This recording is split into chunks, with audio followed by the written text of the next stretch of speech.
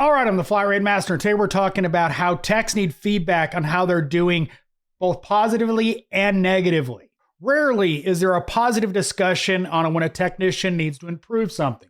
Usually it involves yelling or getting in trouble, getting written up, but instead it needs to be done in a private situation with a positive outlook, meaning you're trying to help the technician improve. And that's really important for building a good technician as well as improving how your shop operates.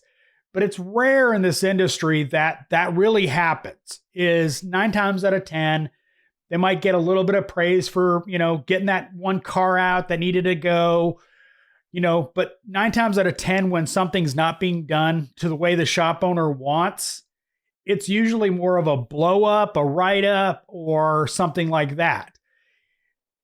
Shop owners really need to take their technicians aside. And I've talked about this before, but not only should they reevaluate technician salary every 6 months to a year at minimum, at that same time, they need to have a discussion with them about their strengths and weaknesses. You can't improve something if you don't know what you're doing wrong. It's simple as that. Most people are not very good at seeing their fault. Side note here on this video, technicians, if you are not getting any sort of constructive criticism on your work or even positive reinforcement on what you're doing well, seek it out. Ask. Go up front. Go ask the service manager, the shop owner, what they think you can do better at, what your strengths are. Get them to give you that feedback. If you want to improve, having an outside view is excellent at showing the stuff that you might be weak on. Seek out that information, and they probably have some good ideas of what you can improve on. Hopefully they do a good job of communicating that well without sounding, douchey, but seek that information out. It will help you get better at what you do. Giving those technicians that feedback, really need to be more efficient in your workflow. Your estimates are a little slow coming to the front office. Whatever the feedback needs to be for that technician, it helps everybody. They incrementally get better or not. But 9 times out of 10, they're going to want to do better. If they're a good employee, they're going to want to improve. So if you talk to them about that improvement and reinforce when they do improve, we all know positive reinforcement is a much better motivator than punishment. It just is. So, when a technician improves in this area, mention it. Talk about, we've seen really improvement in this area. I know you're working on it. Give them that positive feedback, but continue to give them constructive criticisms. Not combative, not yelling, just, this is an area you really need to improve on, and this is how I think you can do it. Give them the path as well as the feedback they need. Let's say they are improving, but you kind of see them going a little too far left or right. Correct the course. Yes, you're doing this stuff great, but really you need to pull it back a little bit.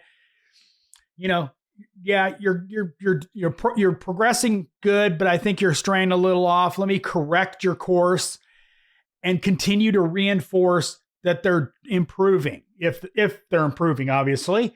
If they're not, that's other corrective action. But the point of this video is shop owners, shop managers need to work with their technicians to help them improve.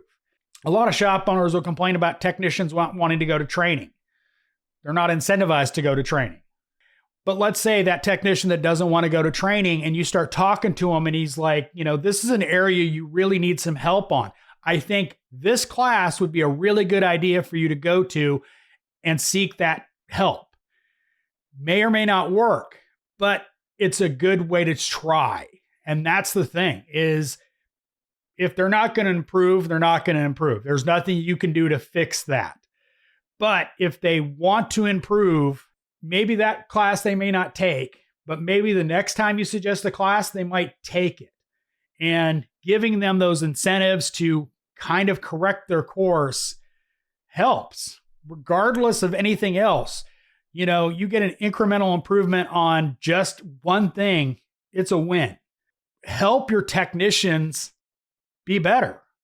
That's what we ask for. I talked about in another video a technician that was getting beat up every Thursday and Friday on his workload. And one of the things he talked about when he quit was the lack of feedback.